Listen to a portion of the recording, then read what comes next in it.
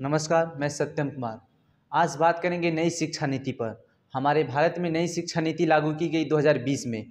तो क्या हमारे समाज के बच्चों पर इसका क्या असर पड़ रहा है और वर्तमान समय में क्या असर है, और पिछले समय में जो पुरानी शिक्षा नीति थी उसमें क्या गड़बड़ी थी, और आज के वर्तमान समय में क्या चीज़ें मतलब बदलाव किया गया है, उस पर आज हम लोग खास बातचीत करेंगे। आज हमारे साथ उपस्थित हैं एमजेके महाविद्यालय के एचओडी जूलॉजी के professor sir doctor H Rahman sir. आज हम लोग इनसे खास बातचीत करेंगे नई शिक्षा नीति पर, और आप सभी को जानकारी देंगे कि नई शिक्षा नीति में किस प्रकार बच्चों के ऊपर अच्छा प्रभाव पड़ने वाला है। सर, सबसे पहले आपका स्वागत है।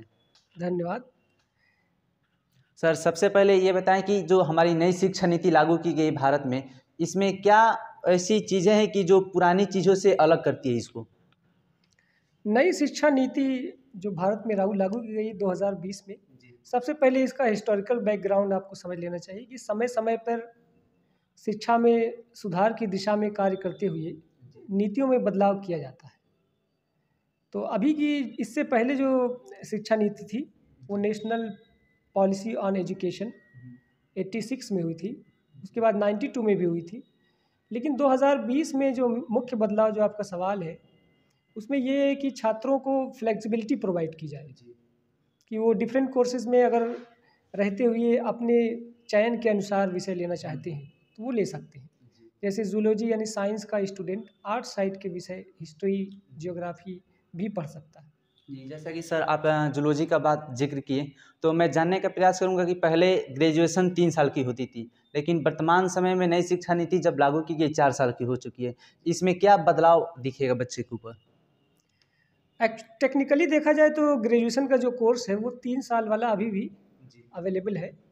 उसमें बस एक साल और बढ़ा के 4 साल का ग्रेजुएशन किया गया है कि जो लोग ऐसे छात्र जो इच्छुक हैं कि रिसर्च फील्ड में जाना चाहते हैं, एडवांस स्टडी में जाना चाहते हैं, तो उनके लिए graduation with research 4 year programme है। अदरवाइज़ छात्रों को इस बात को लेकर कंफ्यूज नहीं होना चाहिए कि उनका 3 साल का कोर्स 4 साल का कर दिया गया है। ऐसा बिल्कुल नहीं है। सच्चाई है कि 3 साल का ग्रेजुएशन का कोर्स पहले से जो था वो अवेलेबल अभी भी है। वो 3 ईयर में आपको ग्रेजुएट की डिग्री मिल जाएगी। तो इसमें देखा जा रहा है कि 1 साल आप पढ़िएगा तो सर्टिफिकेट मिलेगा, और फिर 2 साल बाद डिप्लोमा, और 3 साल के बाद ग्रेजुएशन प्लस 4 साल में ग्रेजुएशन प्लस रिसर्च की डिग्री, ऐसा ही बिल्कुल ना? बिल्कुल, जैसा पहला सवाल आपका था कि इसमें क्या खासियत है या क्या जी। इसमें बदलाव किए गए हैं, तो ये भी एक बहुत बड़ा बदलाव है कि ड्रॉप आउट जो स्टूडेंट होते थे हमारे देश में, ड्रॉप आउट रेशियो भी बहुत ज़्यादा था। हम्म, तो उस केस में अब फर्स्ट ईयर में अगर लड़का किसी कारणवश उसकी पढ़ाई छूट जाती है जी, तो ऐसा नहीं उसको कुछ नहीं मिलेगा, कोई सर्टिफिकेट नहीं मिलेगी उसको। 1 साल का सर्टिफिकेट, 2 साल होने पर 2 साल का डिप्लोमा, जी, 3 ईयर होने पर ग्रेजुएट की डिग्री उसको मिलेगी। साथ ही साथ 4th ईयर की बात मैं फिर से रिपीट करना चाहता हूँ कि 4th ईयर ऑप्शनल है। आप अगर एडवांस स्टडी में जाना चाहते हैं तो 1 साल और करके ग्रेजुएशन विद रिसर्च कर सकते हैं, और फिर जब आप एमएससी करेंगे तो एमएससी सिर्फ 1 साल का होगा। तो अल्टीमेटली जो यूजी पीजी के प्रोग्राम है वो 5 ईयर के 5 ईयर ही हैं। एक और जैसे कि बच्चों का सवाल है, जो पहले बच्चे 3 साल का ग्रेजुएशन किए हैं और आज के वर्तमान समय में जो 4 साल का ग्रेजुएशन करेंगे, क्या उनमें कभी ऐसा भेदभाव की सामना उत्पन्न हो सकती है भविष्य में, नॉलेज के हिसाब से देखा जाए तो? पॉलिसीज़ का और नॉलेज का जो है डायरेक्ट लिंक तो पहली बात है ही नहीं। पुराने एजुकेशन लिए हुए लोग अगर वो अच्छी नॉलेज रखते हैं और नई एजुकेशन में अगर अच्छी नॉलेज ना ले पाएँ तो इसका कोई मेल नहीं है। ये तो होता ही है, आप किस तरह से स्टडीज़ अपनी करते हैं। इसमें जो बदलाव है सिर्फ छात्रों के हित को देखते हुए उसमें उनकी फैसिलिटी के अकॉर्डिंग बदलाव किए गए। बाकी बेसिक स्ट्रक्चर में ज़्यादा बड़े बदलाव नहीं हैं। 3 ईयर के कोर्स हैं, मैं फिर से रिपीट कर रहा हूँ। और क्या आपका सवाल था दूसरा, इसमें क्या पूछ रहे थे? हाँ, दूसरा था कि जो बच्चे नॉलेज में 3 साल और 4 साल वाले, जैसे कि जानते हैं कि 4 साल वाले रिसर्च करेंगे अच्छा, तो उनसे भेदभाव। हाँ भेदभाव का सामना। नहीं नहीं, ऐसा कोई भेदभाव नहीं होगा, बिल्कुल नहीं। ऐसी कोई मतलब अपेक्षा नहीं है कि भेदभाव किया जाएगा। जो पुराने ग्रेजुएट हैं उनकी अपनी वैल्यू है, और सिमिलरली इस कोर्स के तहत, इस नीति के तहत जो ग्रेजुएट होंगे वो समान होंगे, कोई बदलाव नहीं। शिक्षा नीति 2020 में लागू की गई, तो आपकी नज़र से इस क्षेत्र में जो शिक्षा के जगत में क्या क्या बदलाव हुआ है, कुछ जानकारी हो तो? शिक्षा जगत में सबसे बड़ी बात मल्टी डिसिप्लिनरी कर दिया गया है, यानी कि बहुमुखी या अपनी इच्छा अनुसार सब्जेक्ट ले सकता है इंसान।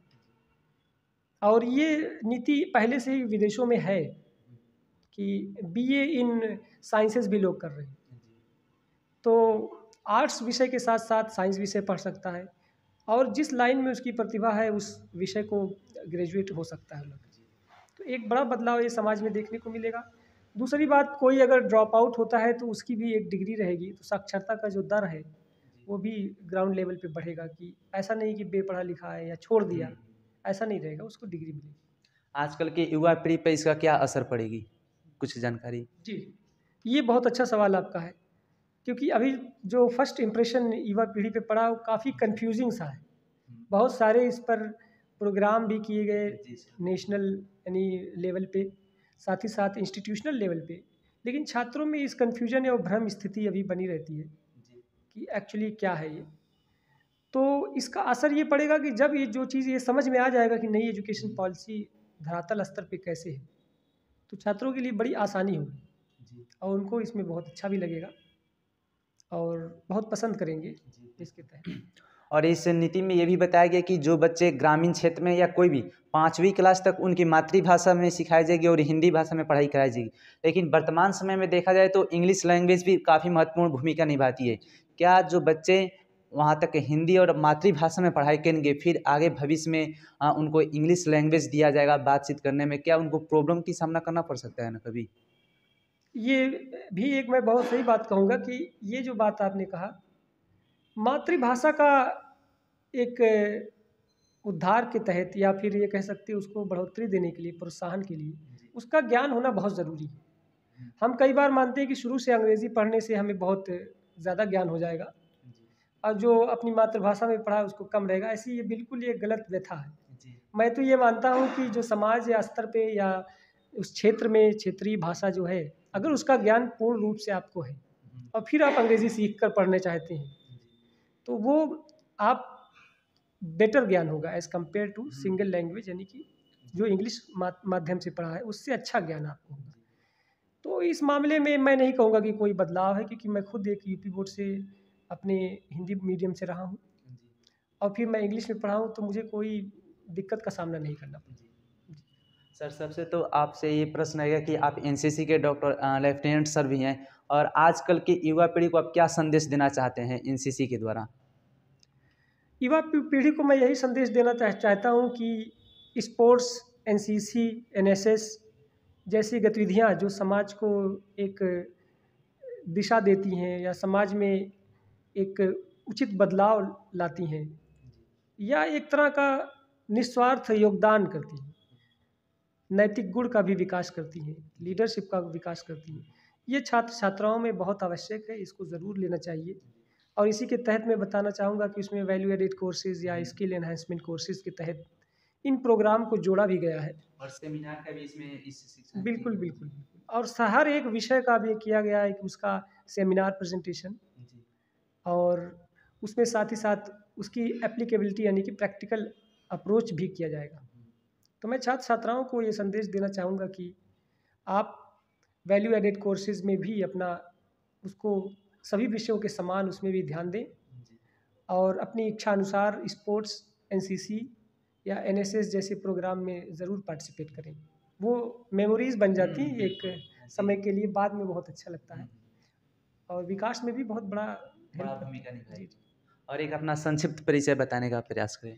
हाँ, मेरा नाम डॉक्टर हफीज़ुर रहमान, डॉक्टर रहमान कहते हैं यहाँ, और मैं ज़ूलॉजी डिपार्टमेंट में असिस्टेंट प्रोफेसर हूँ और वर्तमान समय में हेड ऑफ डिपार्टमेंट भी हूँ।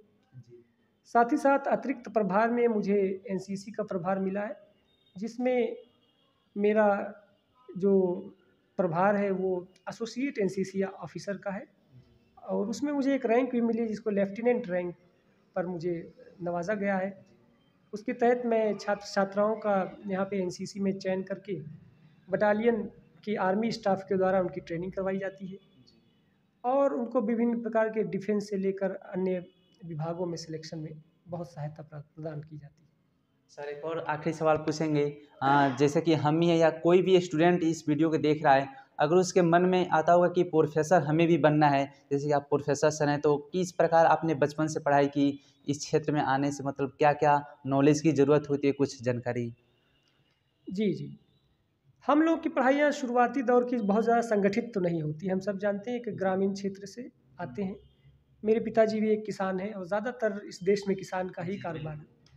तो अगर अब आज के समय में मैं कहता हूँ कि वो अपना विज़न, अपना निश्चय जो है शुरू से ही कर सकते हैं। इस फ़ील्ड में आने के लिए पठन-पाठन में यानी पढ़ाने में असिस्टेंट प्रोफ़ेसर तक पहुँचने के लिए आपको पीजी करना होगा। पीजी के बाद नेशनल लेवल कंपटीशन एग्ज़ाम्स हैं जैसे नेट और जेआरएफ, उसे क्वालिफ़ाई करके आज के समय में आप असिस्टेंट प्रोफ़ेसर बन सकते हैं।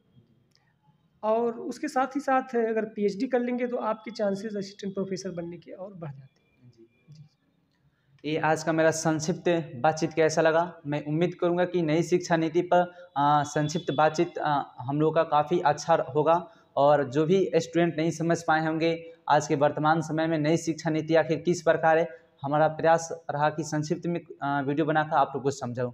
बहुत बहुत धन्यवाद सर। धन्यवाद।